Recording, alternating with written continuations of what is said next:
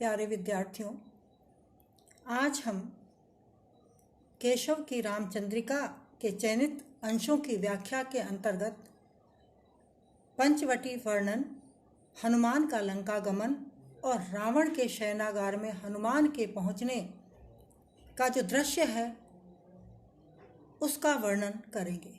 केशव ने अपनी रामचंद्रिका में पंचवटी वन का वर्णन करते हुए उसके सौंदर्य का चित्रण इस प्रकार किया है। फल फूलन पूरे तरुवर रूरे, कोकिल कुल कल रव बोले, अतिमत्त मयूरी पिय रस पूरी, बन बन प्रति नाचती डोले। फल और फूलों से वृक्ष भरे हुए हैं। कोयलों का कुल मधुर स्वर में कलरव कर रहा है, अर्थात मधुर या मीठी बोली बोल रहा है। वन प्रदेश में मयूरी प्रेम रस से पूर्ण होकर के स्थान स्थान पर नृत्य करती घूम रही है, अर्थात अपने उल्लास का, अपने आनंद का प्रदर्शन नृत्य के माध्यम से कर रही है। सारी शुक पंडित गुणगन मंडित, भावनमय अर्थ बखाने, देखे रघुनायक सीय सहायक, मनहु मदन रति मधु जाने। सारिका तोता पंडितों की वाणी बोल रहे हैं, अर्थात जैसे गुणी पंडित ज्ञान की भाषा का प्रयोग करते हैं, ज्ञान युक्त भाषा का प्रयोग करते हैं। वन प्रदेश, पंचवटी के वन प्रदेश में वहाँ के सारिकाएं, तोते आदि भी भावनाओं से युक्त अर्थपूर्ण वाणी बोल रहे हैं। देखे रघुनायक सीय सहायक, मनहु मदन रति मधु जाने। और जब रघुनायक अर्थात श्री राम सीता के साथ अपने सहायक लक्ष्मण के साथ वन प्रदेश में प्रवेश करते हैं, पंचवटी में प्रवेश करते हैं, तो उन्हें देखकर ऐसा प्रतीत होता है मानो कामदेव ने, सौंदर्य के देवता कामदेव ने अपनी पत्नी रति के साथ पंचवटी में प्रवेश किया है और वहाँ पर मानो बसंत ऋतु का आगमन हो गया है। प्रस्तुत काव्यांश में पंचवटी के प्राकृतिक सौंदर्य का चित्रण करते हुए कवि ने उत्प्रेक्षा अलंकार का प्रयोग किया है। पंचवटी के प्राकृतिक सौंदर्य के साथ साथ ही वहाँ पर एक आध्यात्मिक आनंद और एक आध्यात्मिक अनुभूति जो लक्ष्मण को होती है, उसका वर्णन इस सवैये के माध्यम से कवि केशव ने किया है। सब जाति फटी दुख की दुपटी, कपटी न रहे जह एक घटी, निघटी रुचि मीच घटी हूँ घटी, जग जीव जतीन की छूटी तटी। अघ ओघ की बेरी कटी विकटी, निकटी प्रगटी गुरु ज्ञान गटी, चहु ओरन नाचत मुक्ति नटी, गुण धूर झटी वन पंचवटी। देखे रघुनायक सीय सहायक, मनहु मदन रति मधु जाने। लक्ष्मण कहते हैं वहाँ के प्राकृतिक सौंदर्य और उस प्राकृतिक सौंदर्य में आध्यात्मिक अनुभूति को करते हुए लक्ष्मण कहते हैं कि इस वन प्रदेश में प्रवेश करने मात्र से ऐसा प्रतीत हो रहा है कि मानो सब जाति फटी दुख की दुपट्टी, हर प्रकार से दुख रूपी दुपट्टा फट गया है, अर्थात दुखों का नाश हो गया है। कपटी न रहे जहाँ एक घटी। पंचवटी का जो वन प्रदेश है, पंचवटी का जो प्राकृतिक सुंदरता है, उसकी जो प्राकृतिक आनंद की अनुभूति है, वहाँ एक पवित्रता की जो अनुभूति हो रही है, उसमें लक्ष्मण कहते हैं कि प्राणियों के मन में कपट एक क्षण के लिए भी रुक नहीं सकता, अर्थात पंचवटी के वन प्रदेश में प्रवेश करने मात्र से प्राणियों के हृदय का कपट स्वतः ही समाप्त हो जाता है। वो एक पल के लिए भी, एक क्षण के लिए भी वहां रुक नहीं सकता। निघटी रुचि मीच घटी हूँ घटी, जग जीव जतीन की छूटी तटी। अब यहाँ पर कवि ये वर्णन करते हैं कि पंचवटी के प्राकृतिक सौंदर्य और वहाँ की आध्यात्मिक आनंद अनुभूति के में प्रवेश करके प्राणी मुक्ति का लालच भी, मुक्ति का मोह भी छोड़ देता है, अर्थात यहाँ जिस आनंद की अनुभूति होती है वो प्राणी को मुक्ति प्राप्त करके भी नहीं हो सकती। निघटी रुचि मीच घटी हूँ घटी। मृत्यु मीच मृत्यु, मृत्यु की आकांक्षा जिसकी बाद प्राणी मोक्ष की कामना करता है, वो कामना यहाँ आकर स्वतः ही घट जाती है, समाप्त हो जाती है। जग जीव जतीन की छूटी तटी। और संसार में जितने भी जीव हैं, यहाँ तक कि साधु सन्यासी हैं जो तटस्थता पूर्वक तपस्या कर रहे होते हैं, एकाग्रता से मन लगा करके ईश्वर का ध्यान कर रहे होते हैं, उनका तपस्या भी यहाँ आकर के भंग हो जाती है, समाप्त हो जाती है।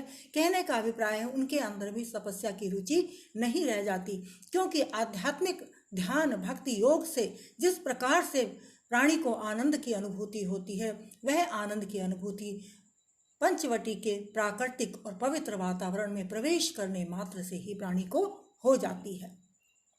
अघ ओघ की बेरी कटी विकटी, निकटी प्रगटी गुरु ज्ञान घटी।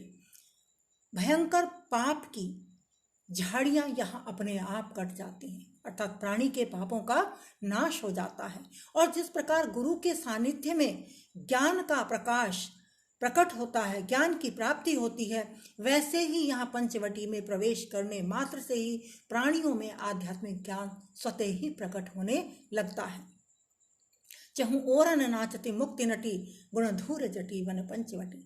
चारों ओर यहाँ मुक्ति रूपी नटी नृत्य करती हुई सी प्रतीत होती है, अर्थात यहाँ प्रवेश करके प्राणी को मुक्ति की सहज प्राप्ति हो जाती है, क्योंकि यह पंचवटी किसके गुणों से युक्त है?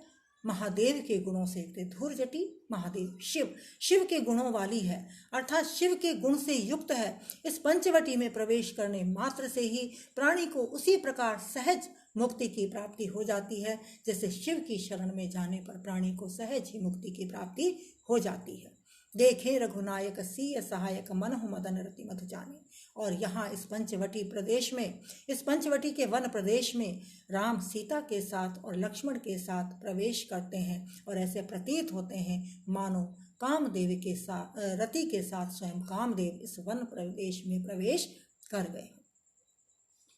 यहाँ पर पंचवटी के आध्यात्मिक वातावरण का चित्रण कवि ने लक्ष्मण के माध्यम से कराया है, और इसमें भी उत्प्रेक्षा अलंकार, अनुप्रास अलंकार का प्रयोग किया गया है। हनुमान लंका गमन। अब हम उस समय से संबंधित पद्यांश की व्याख्या करेंगे जब हनुमान सीता की खोज में लंका की ओर प्रस्थान करते हैं। पंचवटी में ही सीता का हरण हो जाता है और रावण सीता को हर करके लंका ले जाता है। हनुमान श्री राम उसकी सीता की खोज करते हुए वन वन भटकते हैं, वहीं उनकी भेंट सुग्रीव और हनुमान से होती है। हनुमान सीता की खोज के लिए लंका की ओर प्रस्थान करते हैं। लंका की ओर प्रस्थान करते हुए हनुमान कैसे प्रतीत होते हैं, इसका चित्रण इन पंक्तियों में कवि ने किया है। हरि के सो वाहन की विधि के सो हेम हंस, लीक सी लिखत नभ पाहन के अंक को, तेज को निधान राम मुद्रिका विमान केंधो, लक्ष्मण को बाण छूट्यो रावण निशंक को, गिरि गज गंड ते उड़ान्यो शुभ रन अली, सीता पद पंकज सदा कलंक रंक को, हवाई सी छूटी के सुदास आसमान में, कमान के सो गोला हनुमान चलियो लंक। हरि के सो वाहन की विधि के सो हेम हंस। हनुमान जब लंका की ओर प्रस्थान करते हैं, सुंदर पर्वत से जब समुद्र को पार करते हैं, वो अपनी छलांग लगाते हैं, तो ऐसा प्रतीत होता है कि साक्षात विष्णु का वाहन ही वो चला जा रहा हो, अथवा उनको देख करके ऐसा लगता है कि ब्रह्मा का वाहन स्वर्णिम हंस वहाँ से कोई प्रस्थान कर रहा हो। लीक सी लिखत नभ पाहन के अंक को, क्योंकि ब्रह्मा का जो हंस है उसको यहाँ हेम हंस, स्वर्णिम हंस कहा है, तो उसके जाने से एक लीक सी, एक रेखा सी खिंच जाती है, स्वर्णिम रेखा सी खिंच जाती है। पाहन के अंक उस पर्वत के से जब आकाश की ओर प्रस्थान करते हैं हनुमान, तो वहाँ आकाश में पर्वत से लेकर के आकाश तक एक पतली सी स्वर्णिम रेखा वहाँ पर खिंच जाती है। तेज को निधान राम मुद्रिका विमान कह दो, अथवा हनुमान ऐसे प्रतीत हो रहे हैं कि मानो तेज का पुंज है, तेज का खजाना है, और या राम मुद्रिका का विमान है जिसमें बैठ करके राम मुद्रिका सीता की ओर प्रस्थान कर रही है। लक्ष्मण को बाण छूट्यो रावण निशंक को, हर प्रकार की शंकाओं से अपने आप को मुक्त मानने वाले रावण को सशंकित करने के लिए मानो तीव्र गति से लक्ष्मण का बाण उनके लक्ष्य से छूट गया, उनके धनुष से छूट गया हो और अपने एक लक्ष्य की ओर उड़ चला हो। गिरि गज गंडते उड़ाने सुवरन अली। अथवा हनुमान को देखकर ऐसा प्रतीत हो रहा है कि पर्वत के मूल स्थल से, गंड स्थल से अर्थात मूल स्थान से मानो कोई सोने का अली, सोने का भौरा उड़ चला हो। कहाँ के लिए उड़ जा रहा है ये भौरा सोने का? सीता पद पंकज सदा कलंक रंक को, सीता के चरण कमलों की ओर जो सदैव कलंक से रहित हैं, सदैव निर्मल हैं, शाश्वत निर्मलता को धारण किए हुए हैं, ऐसे सीता के चरण कमलों की ओर कोई स्वर्णिम अली उड़ा चला जा रहा है। हवाई सी छूटी के सुदास आसमान में, कमान के सगोल हनुमान चलियो लंक को। अथवा हनुमान को देख करके ऐसा प्रतीत हो रहा है कि आकाश में कोई हवाइयां सी छूट गई हैं, है ना, कोई आतिशबाजियां छूट रही हैं, या कोई गोला तोप से छूट करके आकाश मार्ग से लंका की ओर प्रस्थान कर रहा है। हनुमान जाते हुए ऐसे प्रतीत हो रहे हैं। यहाँ पर कवि ने हनुमान के गमन, उनके जाते हुए स्वरूप की भिन्न भिन्न रूपों में कल्पना की है। कभी वो उनको विष्णु का वाहन लगते हैं, कभी ब्रह्मा का स्वर्णिम हंस लगते हैं, तो कभी आकाश में खिंची हुई एक रेखा, और कभी आतिशबाजी, कभी स्वर्णिम अली। इस प्रकार इस पद्यांश में कवि ने उत्प्रेक्षा और संदेह आदि अलंकारों का प्रयोग किया है। इसके साथ साथ इसमें उपमा अलंकार का भी प्रयोग किया गया है। उपमा, रूपक और संदेह अलंकारों का प्रयोग इस पद्यांश में हुआ। अब आगे देखते हैं रावण शयनागार। जब हनुमान लंका में प्रवेश कर जाते हैं और सीता को ढूंढते ढूंढते, उनकी खोज करते करते वो रावण के शयनागार की ओर प्रस्थान कर जाते हैं, वहां पहुंच जाते हैं। तब वहां पर जो दृश्य हनुमान देखते हैं उसका चित्रण यह कवि ने किया है। तब हरि रावण सोवत देखियो, मणिमय पलका की छवि लेख्यो, तह तरुणी बहु भांति गावे, बिच बिच आव जमीन जावे। वहां पर हरि वानर हनुमान ने रावण को सोते हुए देखा और देखा कि वो मणियों से युक्त सुंदर पलंग पर विराजमान है, वहां सो रहा है।